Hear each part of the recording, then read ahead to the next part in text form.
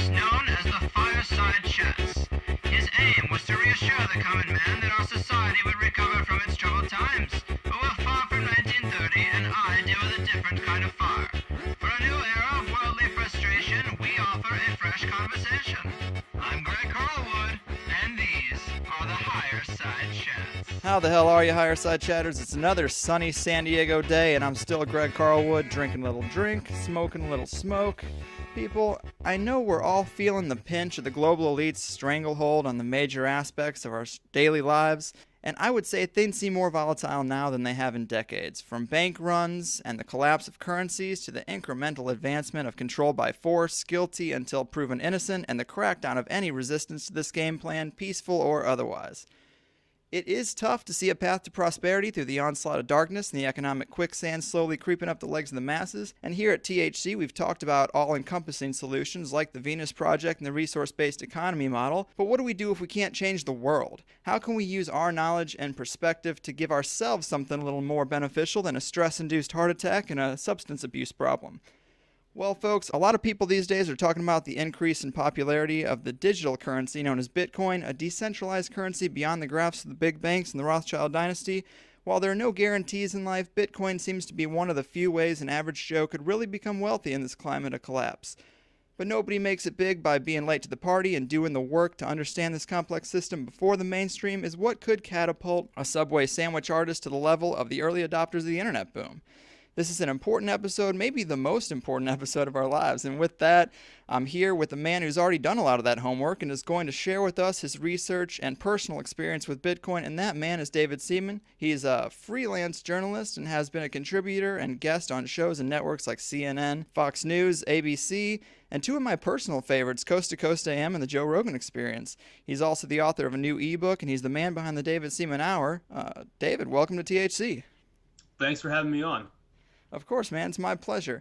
And I have to admit, I know a lot less about your career and background than most of my guests, which is because this interview was arranged when I asked the listeners through Twitter who would be a good guest for the show on Bitcoin, and your name came up about a dozen times, and you hit me up and said you'd do it, and boom, here we are. So I tried to do some research, but couldn't find much about how you really got started and worked your way up to things like Coast to Coast and CNN. So, tell me a bit about your story, if you wouldn't mind.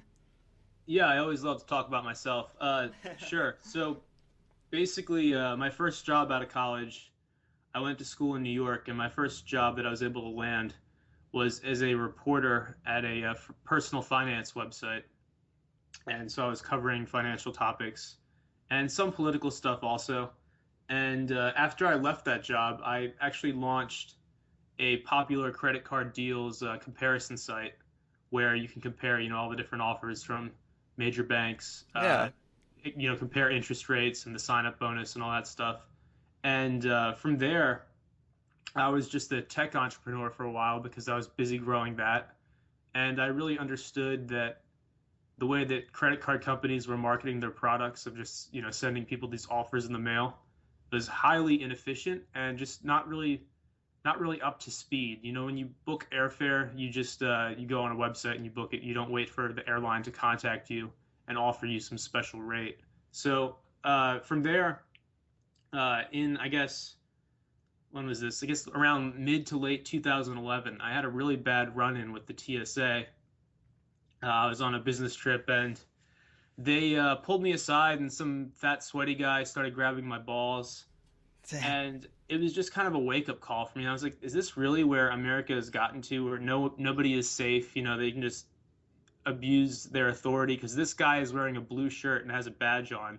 He can grab my private parts and, take away my laptop, and you start to lose your rights very quickly in a situation like that. And I was like, this is insanity, And so shortly after that, I found out about something called the NDAA, the National Defense Authorization Act, which is normally passed every year.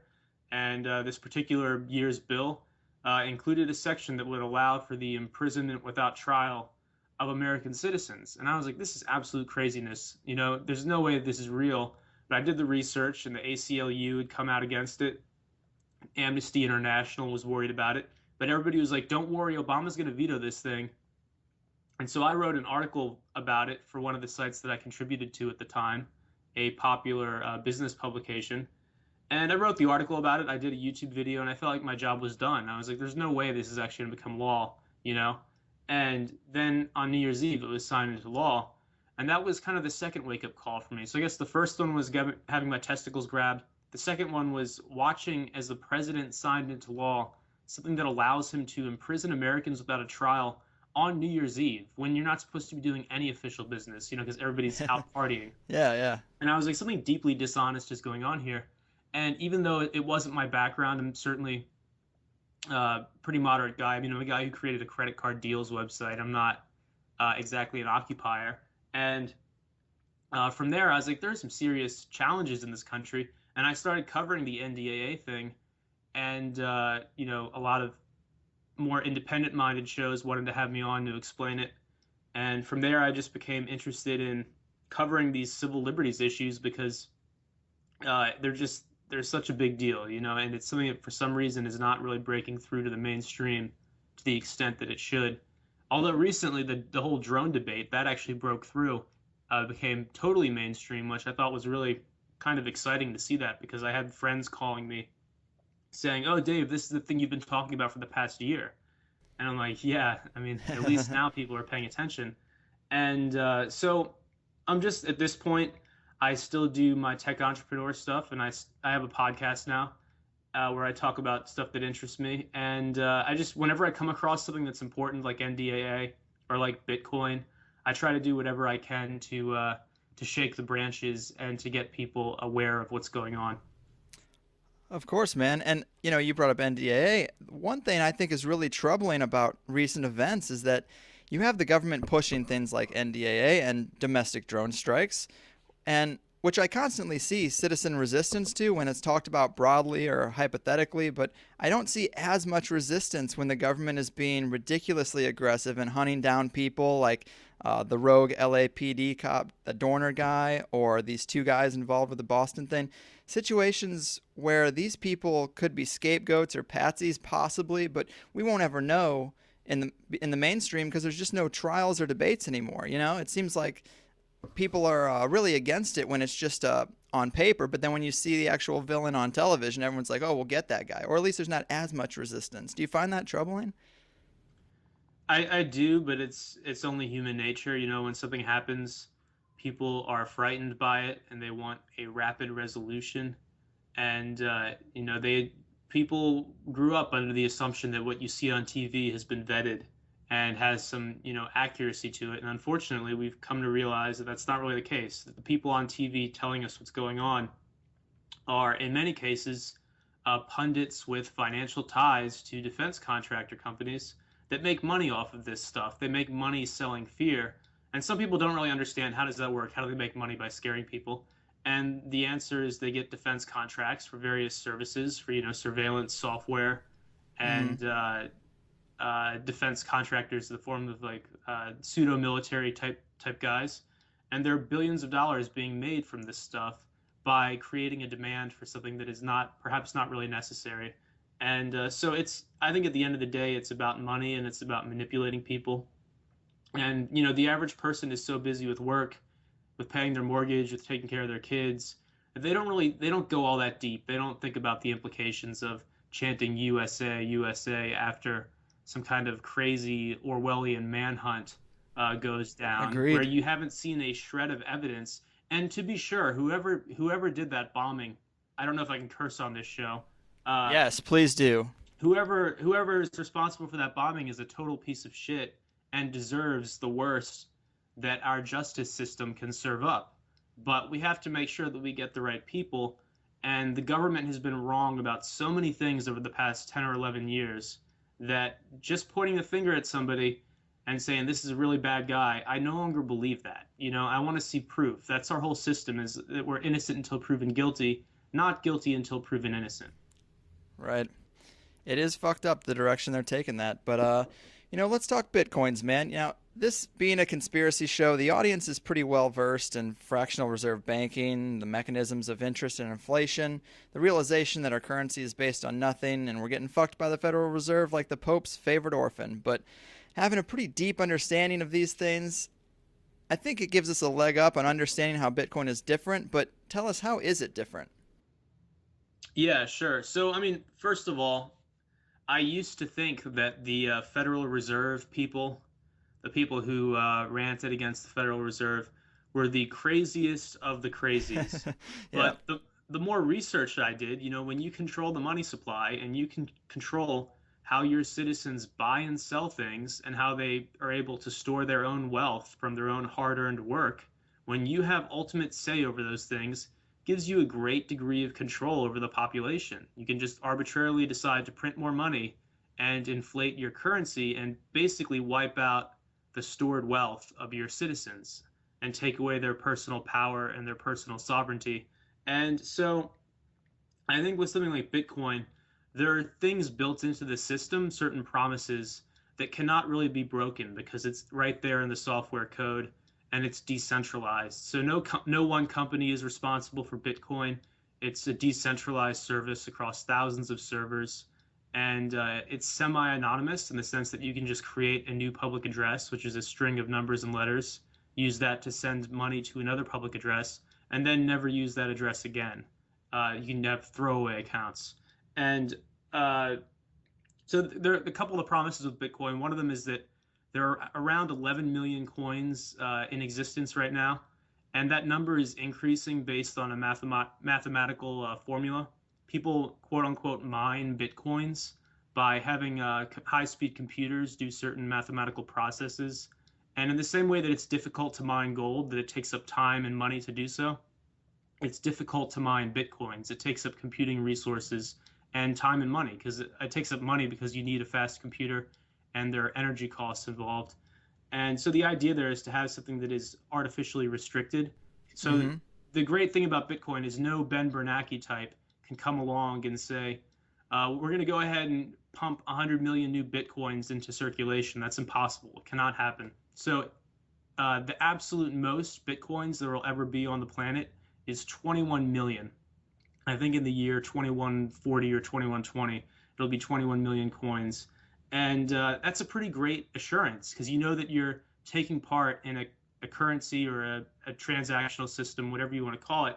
You're taking part in a system that A, is not controlled by any one government or party, B, uh, cannot, even if it wanted to, inflate the currency. And then there are all the technological, I think there are benefits, but that remains to be seen, of just how fast you can send money to any other party and how cheap it is. Like to send, the example that I give people in interviews is to send $10,000 to a family member in another country, let's say a family member in India or something, to send them 10,000 bucks over PayPal would cost the recipient a fee of around $299. It would cost my family member 299 bucks. And with with Bitcoin, it would cost at current market price for Bitcoin less than a nickel. So, I mean, and you're talking about also not needing a bank account and no chance of PayPal freezing the funds or messing it up somewhere along the way. Just that complete assurance that the transaction is going to be made, and there's no such thing as chargeback fraud on Bitcoin. Uh, at the same time, I mean, the downside of that is nobody is there to hold your hand. So if somebody installs some malware on your computer, which can happen if you go to the wrong website and install some Java program, it can search your hard drive, look for your private keys, which is what gives anybody access to your coins, and they could just jack your money. And if that Yeah. happens, you have no recourse whatsoever. But I mean, on the flip side of that, that lack of any central authority is what allows the fees to be so extremely low. Yeah, it makes sense. I mean, I would be a little worried because I don't know much about internet security, but let's go back to the mining aspect. It's kind of strange to me that you just get a mathematical algorithm, and if my computer can pull a Goodwill Hunting and solve that shit, I get 50 bitcoins. I mean, it doesn't seem to make a lot of sense because I don't see how giving a giant calculator a math problem is something that's difficult or going to create value. Isn't that the same as a money printer up until we reach that 21 million cap? It's really the same, I think, as something like Google. Google has a spider that is always searching the internet for new content. So if you have a website, it'll routinely visit your site and look for new articles and new blog posts, and then add that to its index. And in the same way, I think that what the mining does is takes an idea that's been around for thousands of years, which is that something can only be a currency if it is somewhat scarce. Like you look at gold. Right. I mean, gold doesn't.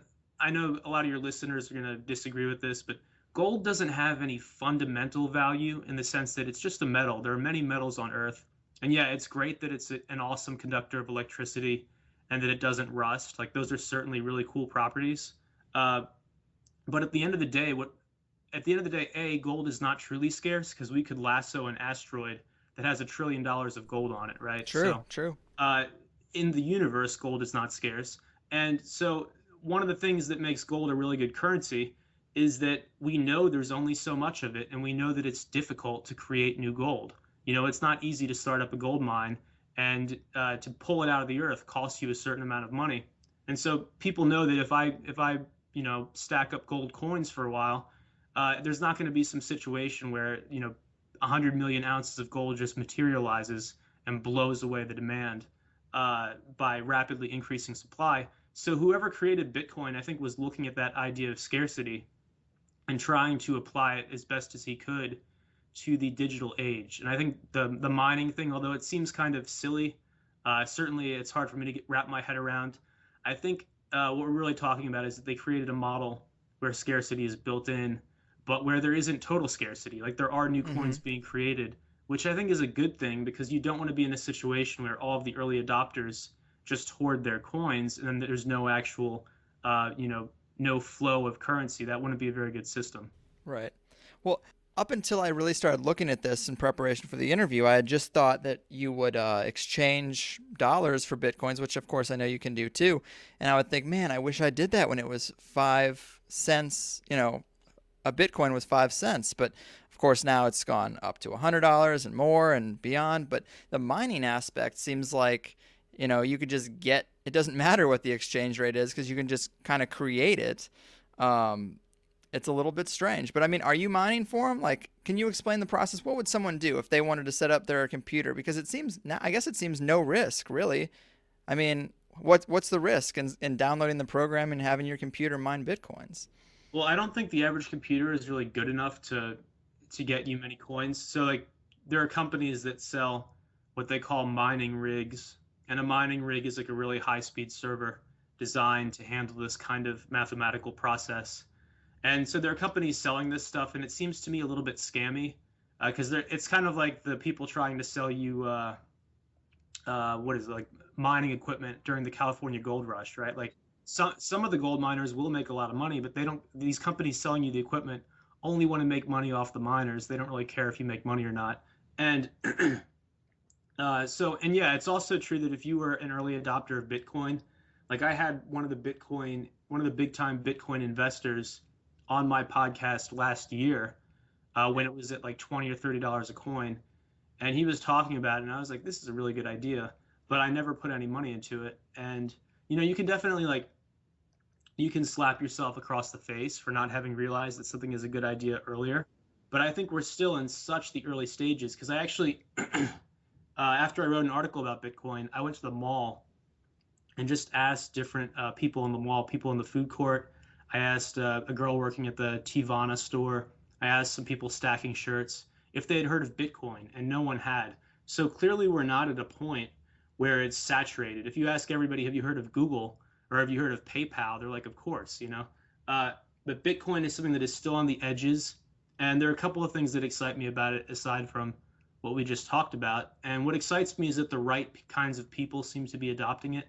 Really tech savvy people, the same kinds of people who were using Google back when everybody else was using Alta Vista and Excite, are now starting to use Bitcoins to buy and sell things.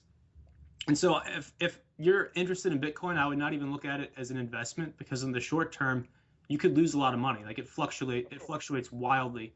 But if you really believe in it, as I'm starting to believe in it, then you don't even care that much about the daily price because it's like to buy 1% of Visa and MasterCard back in the 60s, what would that be worth? Would that be worth $1,000? Would that be worth $10,000? It's worth a lot of money if you end up being one of the early adopters of something that becomes a global transaction network. And the flip side of that is it could be worthless in a couple of years. Something better could come along, in which case nobody will be using Bitcoin. I mean, that's true. I sometimes fantasize about traveling back in time and making the right investments, or being one of the first people to start podcasting or learning web development or to create Reddit or Facebook before it was there. And Bitcoin to me could be one of those things, if you get in early enough. But with all the attention it's getting and the huge increase in value, I am worried that someone getting into it now would be a little late to that party. But what explain the steps on how someone would get going. Let's say I got $100. I want to get in on Bitcoins. I mean, I hear about this dark web and that it's like almost like a hacker's internet beneath the internet. Like the back alleys of the internet. How do you get into the system? Like if I had some cash I wanted to exchange. Yeah, Bitcoin first took off with some sort of shady uses. It was used on a couple of websites or services where people buy and sell illegal things, and so Bitcoin to that market, it made sense for them to use Bitcoin instead of using credit cards or PayPal.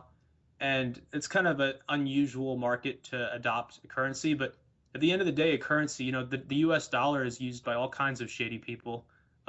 Currency doesn't discriminate between ethical or unethical transactions, and I don't know where I was going with this, but I think that what was your question again about how you get into it, right? Yeah, if I had some cash and I wanted to get into it. Yeah, I think that the fact that Bitcoin has some seedy uses right now doesn't really mean anything. In fact, I believe that one of the first big markets to begin taking it will probably be porn sites and webcam companies and things like that. Actually, one of the big dating sites, OkCupid, just recently announced they're going to take Bitcoin as a form of payment. And if you have a little bit of money and you want to convert it into Bitcoin, the best way to do that is to use a service that will do that for you. There are services like the biggest exchange right now is Mt. Gox, which is mtgox.com. And they've had some technical problems in the past, but they're currently the biggest out there. And in the next few months, I have reason to believe that it seems pretty likely that new exchanges will be coming online to provide the service that Mt. Gox does. But basically, it's the same as, similar to an E-Trade account. You sign up for the account and you can put money in using your bank account or some other payment method, and then you can buy Bitcoin at the existing market rate and do what you want with it. That's cool. I have a T-shirt brand called Conspiratees, with a bunch of anti-establishment designs. And also, I noticed you started taking donations on your web. I take donations too, but you started taking them in Bitcoin. How could someone set that up on their website? Okay, yeah, it's actually really easy. So once you own some Bitcoin, the hardest part of the whole Bitcoin ecosystem right now, and what's really, I think, holding it back from greater adoption, is the fact that the exchanges out there right now are not too numerous and they're not very good, Once it gets easier for people to convert their dollars or their euros into Bitcoin, to do that easily and quickly, then we'll see many more people use it, I think. But once you have your money in the form of Bitcoin, then you sign up for a wallet, or you download. I think the safest way actually is to download a wallet client. The place to do that, you go to bitcoin.org, which is the official Bitcoin site. Bitcoin.org shows you a couple of the clients that are trusted, that are not going to just jack your coins, things that have been looked at.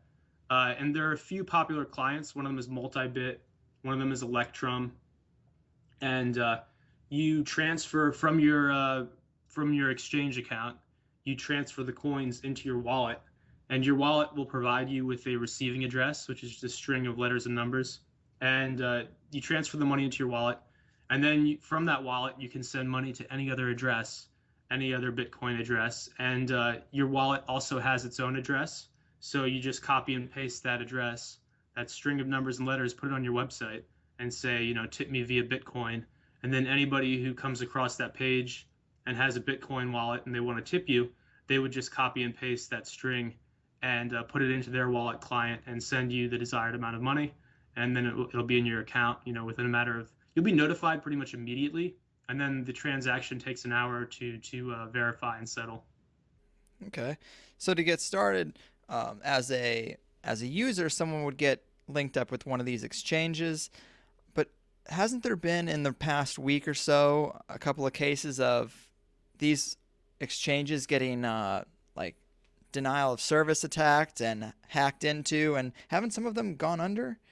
Yeah, not only have there been denial of service attacks, one of the ones that I thought was actually the best just closed up shop. I think their bank account was seized or frozen or something. Yeah, that's And scary. it is scary, which is why when you buy them at the exchange, some people are only doing this to speculate, and they keep their money in the exchange account. They keep their Bitcoin there, and their hope is that they're going to sell it back out into U.S. dollars when the price goes up. I think that's a really dangerous thing to do because, first of all, you shouldn't be speculating with something like this because you'll lose money. And second of all, the exchange could just go under, and it could also be attacked, and people can steal your Bitcoins that way.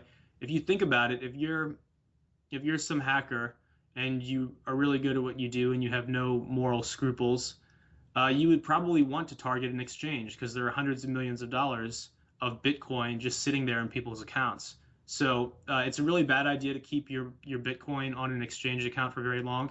Once your transaction is cleared and you own the Bitcoin, send them off to your wallet public address, and from there you actually have the coins on your computer, and they can't be taken from you unless the only way they can be taken from you at that point is if your computer is compromised. Other than that, they cannot be taken.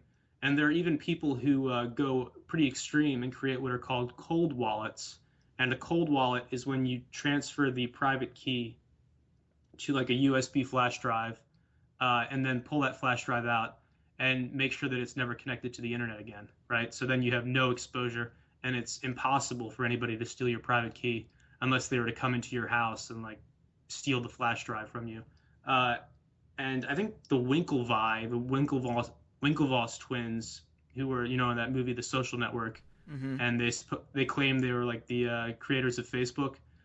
They own, I believe, 1% of all Bitcoin out there, and apparently the way that they are storing their Bitcoin is by doing this cold wallet thing of putting it on a flash drive, because I guess they own so much of it they don't want it to be stolen, which Damn. makes sense.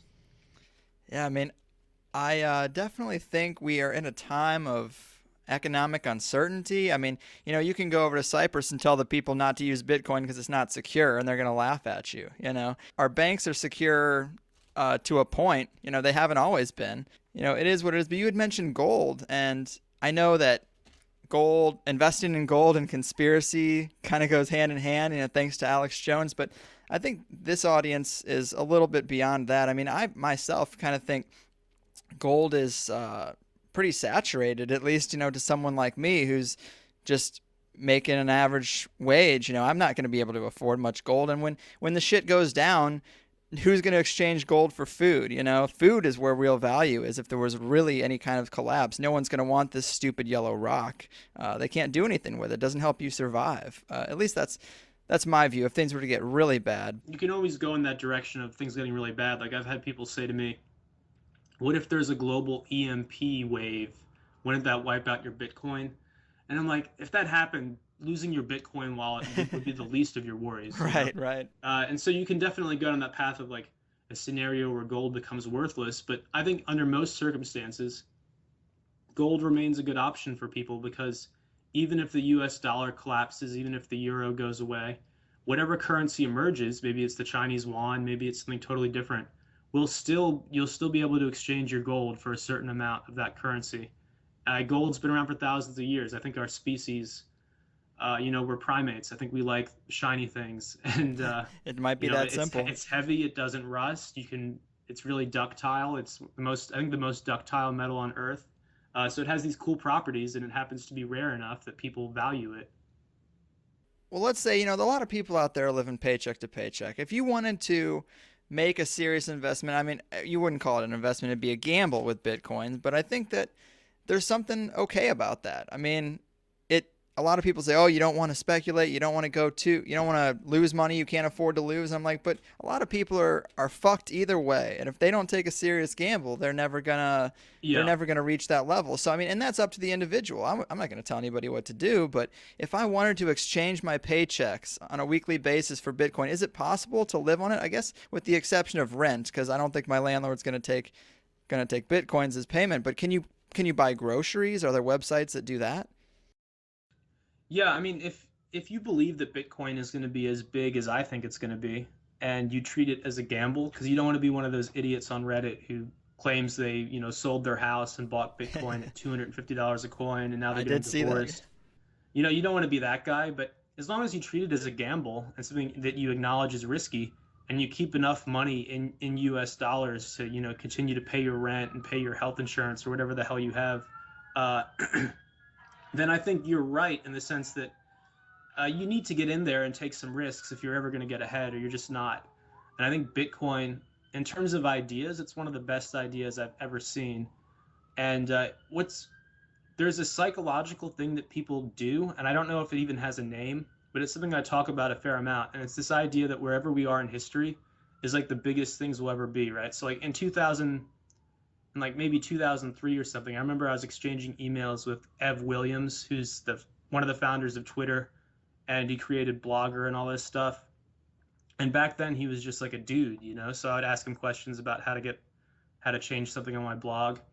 And even back then he was well known, but you didn't really realize that you were emailing a guy who was going to be a billionaire, or whatever amount of money he has now, right? Yeah. So at the time you assume that everything is as big as it's going to be. Like, people knew that Google was a big deal back in 2002, that maybe they didn't realize that it was like a $300 billion market cap company, but people knew it was a big deal.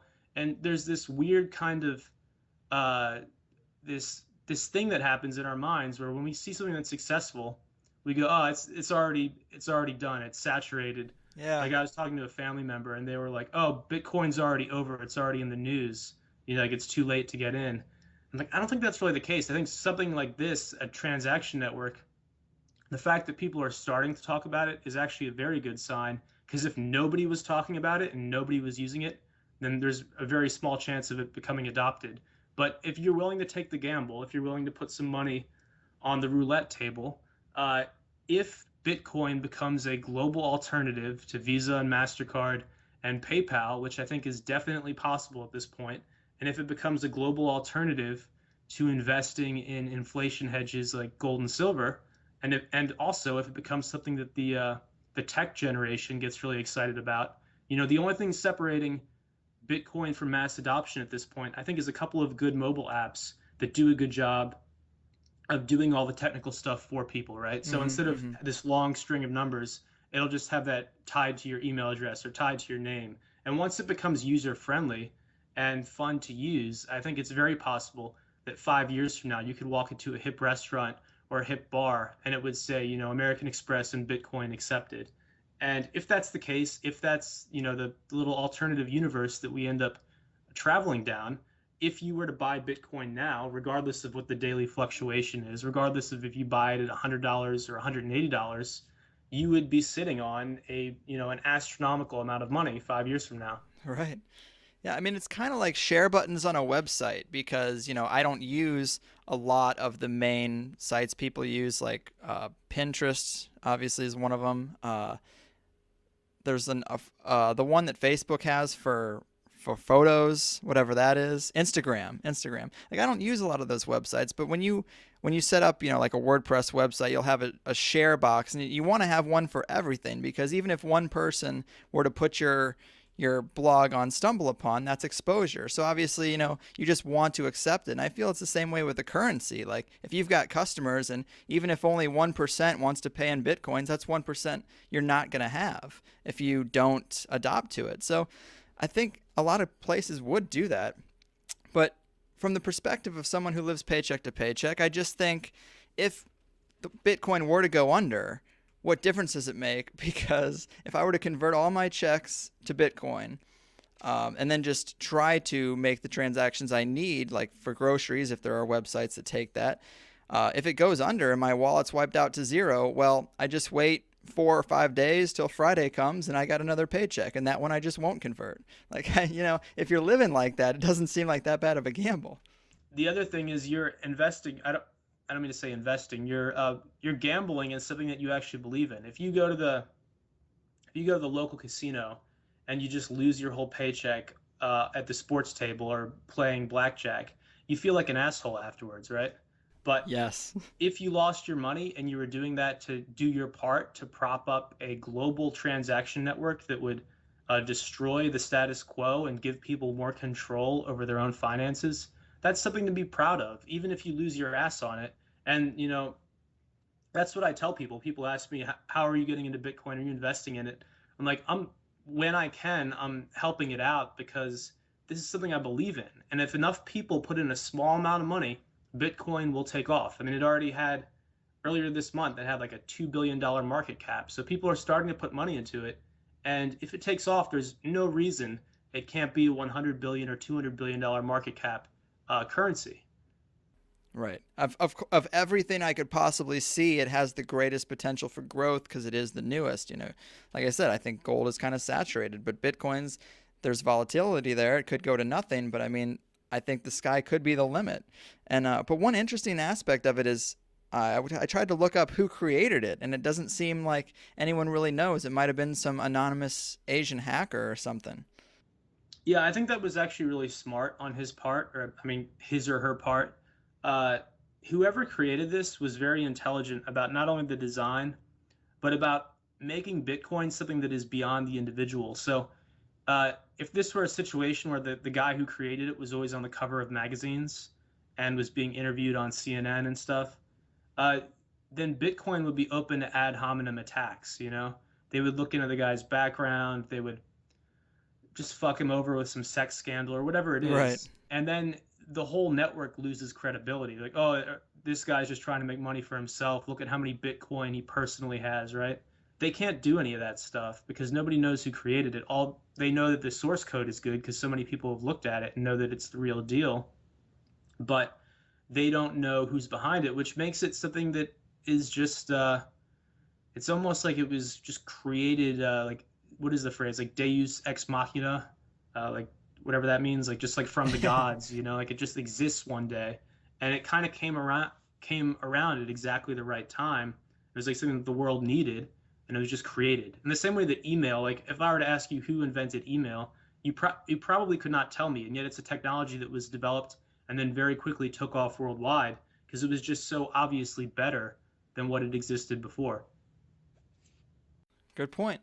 You mentioned people looking at the code, and something I hear a lot in interviews when people are defending Bitcoin is they say, well, the code can't be changed, the code can't be manipulated. And it seems a little bit like wishful thinking. I mean, I'd hoped that to be the case, that it's ironclad, but is it really? Yeah, I think everything with Bitcoin, you have to really treat it as kind of a dream, like I like that you called it a gamble because it really is like you're putting some money into something that's a dream of a better world. And so could this system be compromised? The thing that gives it a lot of strength, I think, is how decentralized it is. So when every single transaction that happens on the network goes into something called the blockchain, which is a public log of all transactions. Anybody can look at it. You can actually watch it in real time. If you go to blockchain.info, you can see the new transactions coming in and the amounts and where the money's coming from, public receiving address and sending address. And that's phenomenal if you think about it. So it gives a layer of transparency. And it also, these transactions need to be verified by multiple servers before they actually are settled. And that prevents any bad actor from pushing out bogus transactions. You can definitely do stuff like you can steal somebody else's Bitcoins if you plant malware on their computer, or if somebody is not careful about storing their private key and you come across it, you can take their coins that way. But this is not something that can really be, it doesn't seem like it's something that can be technically broken. And I think if it was possible, it would have already happened by now because a lot of people are trying to make money off of Bitcoin in dishonest ways. And some of the things that scare people about Bitcoin, like the fact that everybody's trying to jack your coins, those are the things that actually kind of excite me because that's a sign that something is becoming a real currency. If you were to leave Demand, yeah. Yeah, exactly. If you were to leave a silver coin or a gold coin on a park bench, that thing would be gone in a matter of minutes. You were to leave like a broken bottle, it'll stay there the whole day. And this shows that there is some serious demand for this, and that people from a psychological viewpoint are treating it as money. And at the end of the day, we all have to acknowledge that money is bullshit. It's a social Right. contract, and 1,000 years from now, we might not even have money. But we exist in a world where we do, and where it's very important. And so it's cool to see people making that psychological shift into like, oh, even though this is digital and it's not backed by anything, we're going to treat it as money because that's all the US dollar is. It's not backed by anything. It's Right. digital. Like people assume that there's a dollar out there for every single dollar that's printed. It's not all printed, you know, it's a lot of it's just zeros on a computer screen.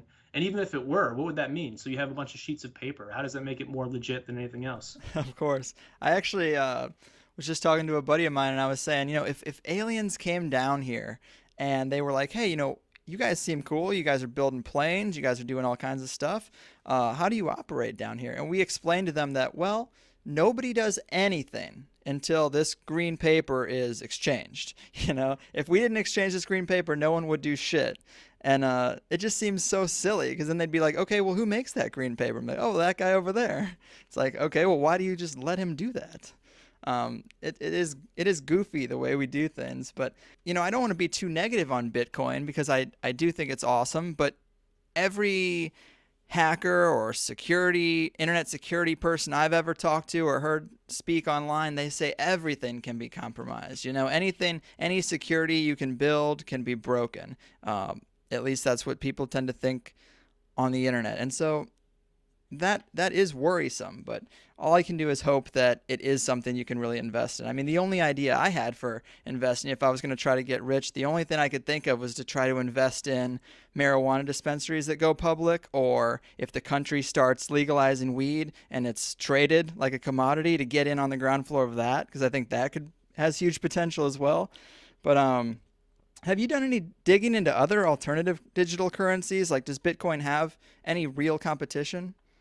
There's one called Litecoin that is starting to take off, and so Litecoin is very similar in a lot of ways. It costs less. It's $2 or $3 a coin instead of whatever Bitcoin is going for now. So that's another possibility if you're somebody who wants to speculate, and like you said, you're paycheck to paycheck and want to put something aside. Litecoin might be a good one to put a little bit of money into, just because if that one takes off, you've gotten in so unbelievably early that you're going to make money off of it. But I think with digital currency, there's going to be a really huge first mover advantage where, everybody's, if it starts to take off, everybody's going to accept Bitcoin. They're not going to accept the 100 copycats. That's a good Uh, point. and I just want to kind of cap this off by saying I could be wrong about all of this. Of And course. we know, so if you treat it as you would a hobby, like if you're just a hobbyist about digital currency, then you can't really go wrong. Like for years, I was just interested in things like blogging. And so it's not like I lost my ass on any blog companies that didn't pull through, because I was only doing it as somebody who was fascinated by what a blog was about. I wasn't trying to make money off of it, and or not exclusively trying to. And the same thing with podcasts. Like you mentioned earlier that I think you said something like podcasts are already, Yeah, wouldn't it be awesome to be the first person who started podcasting? Look at the audience you'd probably have amassed by now. Well, let me flip your view on this a little bit. It would have definitely been great to be one of the absolute first podcasters, like to be Adam Curry or Joe Rogan, you know. Uh, but after I was on Rogan's show, that's when I realized that podcasting was a huge deal because I got so many reactions to it, and I was like, oh, I should create a podcast. This would be a format where I could just speak my mind, tell people what's going on, and not have to worry about getting an editor's approval, or a Sure. producer telling me it can only be 5 minutes long and then we have to go to something else. Uh, so it opens you up to just put content out there. And podcasting, I would argue, is still in the very early stages. A lot of people don't listen to any podcasts. You compare that to the example I like to use of Google. Everybody searches on Google. Most people have never listened to a podcast. Something I think only like 20 or 30% of the internet uses internet radio or podcasting, and it's in the very early stages. And we're not competing with other podcasters. We're really competing with television, and television is dying. It's on a death spiral. It's one of those things where you look at the growth rate or you look at the decay rate, and you can tell what's going to happen. Like I can't tell you the exact day when nobody will turn into CNN, when nobody will tune into CNN. I can't tell you that day, but I know that day is coming. It's coming a lot faster than people think, and these traditional networks are losing all their power, and all the power and all the influence is heading into podcasts, and it's heading into YouTube channel creators. I mean, YouTube has 850 million users a month now. That's bigger than any television network.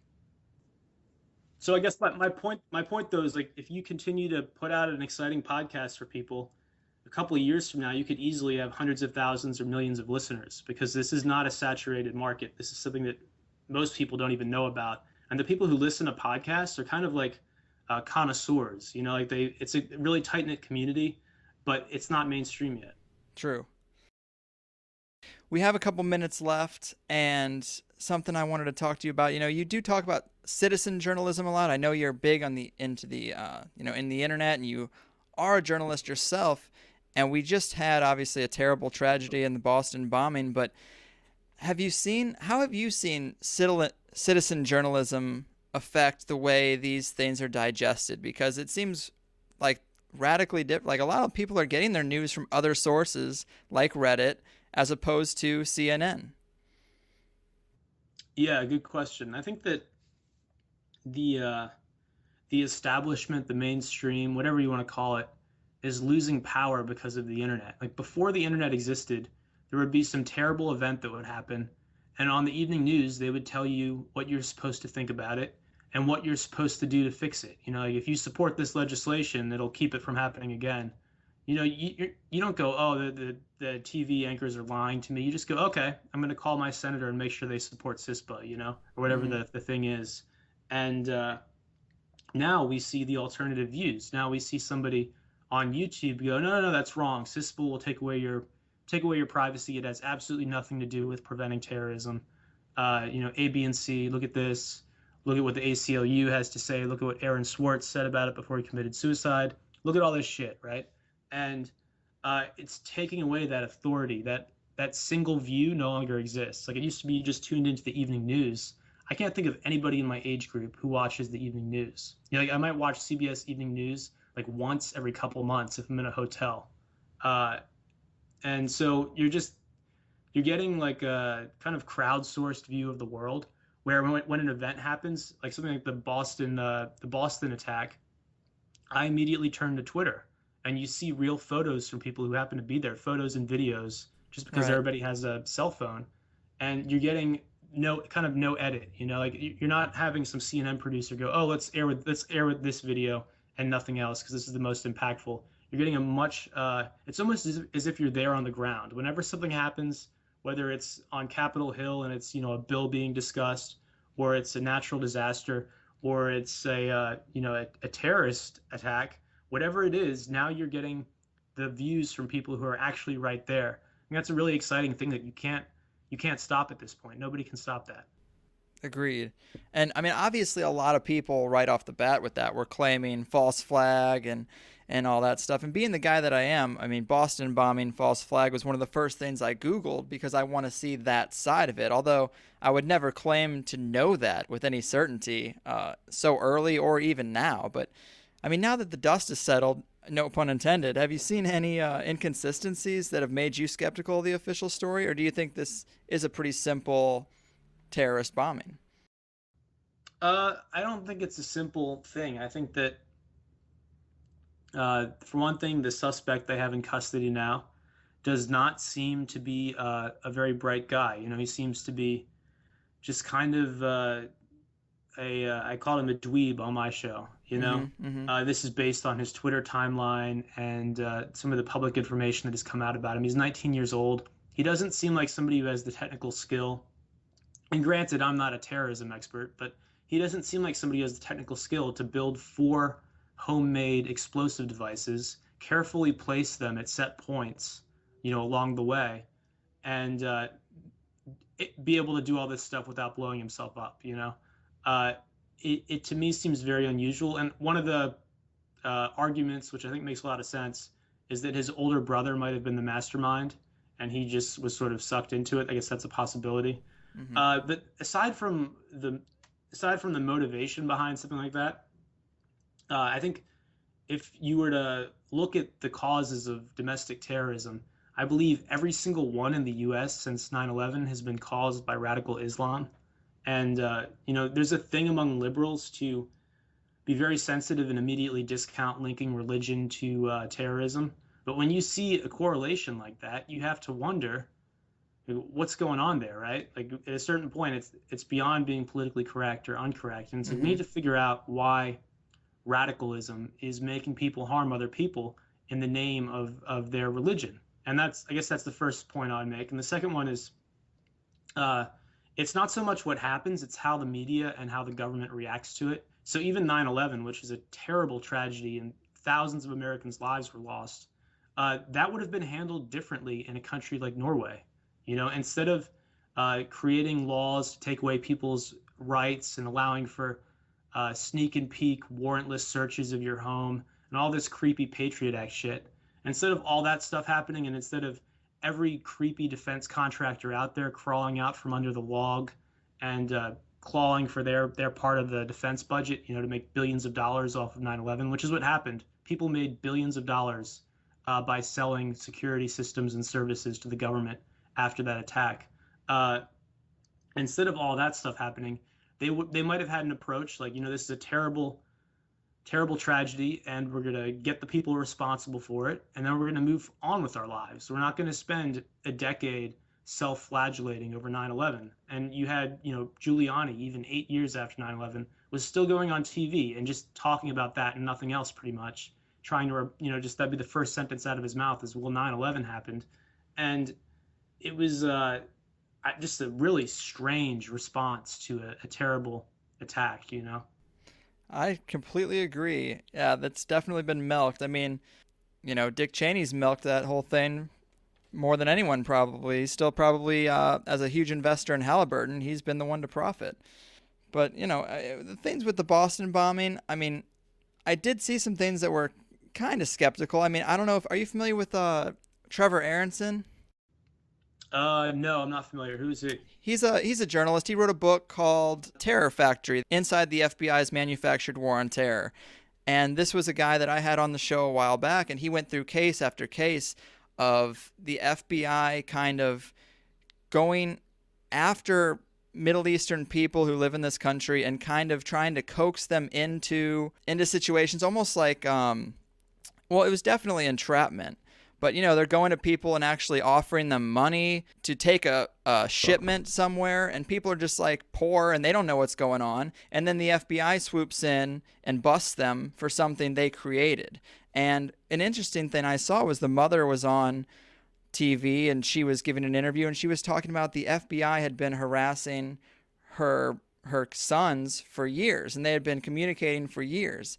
And so I guess one of the big alternative stories is that maybe they somehow got sucked into this situation, and maybe they thought they had bombs that weren't going to go off, or they were involved in a training drill and then all of a sudden they did go off. Or maybe there's also some stuff with these guys who had these hats with the skull logo. The Kraft logo, I believe, is like a military contractor. Like, that was kind of suspicious that they were there.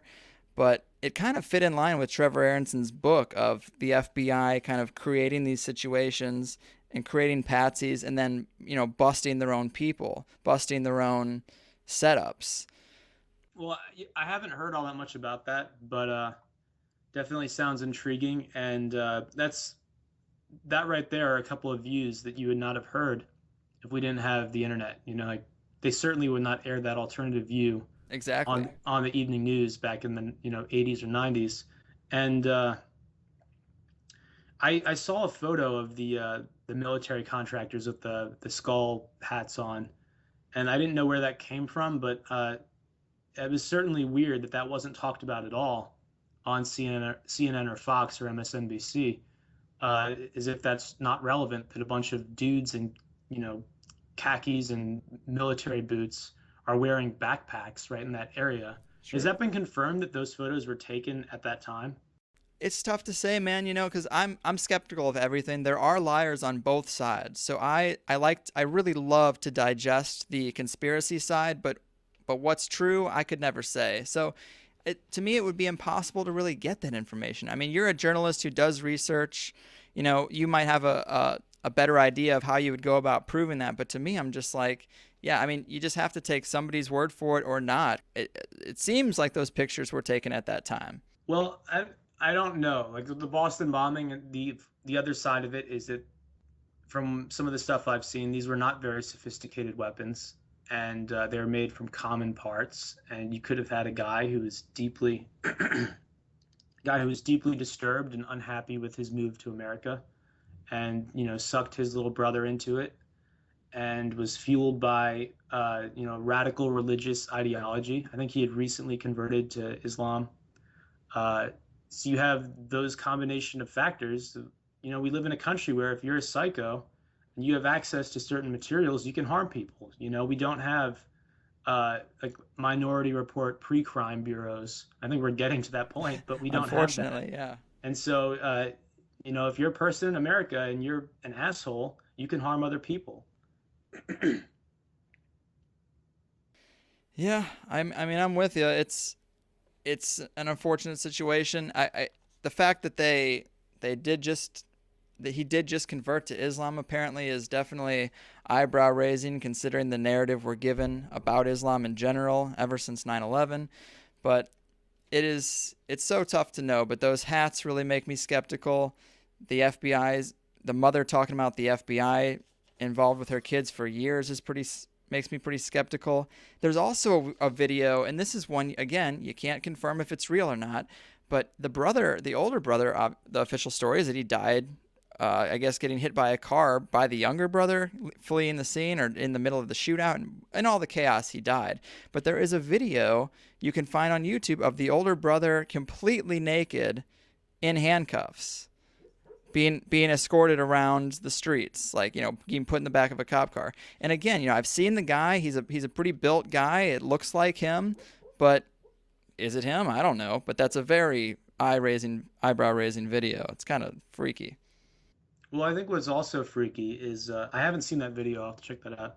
Uh, is how quickly the media and certain members of the government they seem to be excited by labeling something as terrorism, which I think is fucking disgusting. Like you saw CNN tweet out like we're now able to call, or like our editorial decision has come down that we're now calling this an act of terrorism.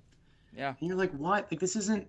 You're not like mediating some debate, some political debate. Like this shouldn't be something that you're excited about doing. And then after that, there was this huge headline like terrorism in Boston. And you have politicians saying this is exactly why we need to get CISPA passed and take away your internet privacy so that this doesn't happen again. So you just have all these dishonest organizations trying to profit from something that nobody should profit from. You should put the people responsible for this in a cage, and that should be the end of it. Mm-hmm. Agreed. But using that terrorism label is the justification. That's what switches it off in our minds that people should have rights and rights to a trial. I actually thought that was suspicious. Whatever you think about 9/11, I thought that was suspicious about bin Laden because that was really the first time that there was this international terrorist and there was a hit out on him and he wasn't going to face any trial or anything like that. When, in my view, even if you think 9/11 was as cut and dry as they say it was, when I look at it, the people who are responsible for 9/11 died in the hijacking. They're the ones who are responsible. They overcame the cockpit and the pilot and flew a plane into a building. That's who they died. So the whole idea of going on this international manhunt I thought was a little weird anyway, but that was the first time we saw a guy who was not going to get a trial regardless. And ever since, now that label of terrorist is being brought domestically against people like the Dorner guy and these two kids. It's now just something that puts a mental switch off in the American mind that says, okay, we can suspend habeas corpus and no trials. We just need to get this asshole. Yeah, it is really scary. Like the same with Guantanamo Bay. People say, well, they're the worst of the worst. You shouldn't even care about them. And I'm like, okay, but who the fuck are they? Like, let's get some, like, what did they actually do? Let's get some information. Is this some kind of situation out of a comic book movie? Is Magneto down there and he needs to be kept in a, anti-magnetic cage? Like, Right. why are these people beyond the rule of law? Are they that scary? Like, our justice system has dealt with some pretty creepy people between serial killers and people like Manson. Like, we've dealt with a lot of shit. And for some reason, these people, if it's unpatriotic to ask why they're exempt from the basic rights that our country is supposed to afford to everybody. And maybe that's part of the reason why it's occurring on on a base in another country. Like that's the shadiest agreement ever. In a Yeah. country that we have an embargo against, we're like leasing land to put prisoners there and torture them. So we have some kind of distance between that and us. You know, like, oh, it's just Guantanamo Bay. It's a creepy situation. I think history is not going to look back on this time period in a good way. You know, it's gonna be like, why didn't people speak up? You know, why didn't people even uh, maintain a minimum of curiosity as to what the fuck is going on down there? Absolutely agree, man. That's why we do the shows we do. But it looks like we're getting to the top of the hour. It's been a great conversation. I feel like I learned a lot about Bitcoin, and if I do start throwing my money into it and it really pops off and I make a couple million, that would probably make you the most influential person in my life, and that's saying something. So, thanks for dropping knowledge on us. If there's ever a way you'd like to collaborate in the future, you know where to find me. Maybe you can come back and give us a Bitcoin progress report sometime in the future, but it was a pleasure to make your acquaintance, Pimp. And if there's anything you want to leave the people with, maybe your website or maybe your ebook. Yeah, it's been a great conversation. I definitely want to do it again sometime. I'll have you on when you have some time. You should come on my show. We'll do the same thing. For sure. But yeah, so I mean, if all of your listeners were to put, $500 or $400 or even $300, whatever you can afford, if everybody were to put just a little bit of money into Bitcoin, it would take off, and it wouldn't matter how many mainstream media hit pieces come out saying that it's dangerous and it's unpatriotic and all this nonsense. It just wouldn't matter because if people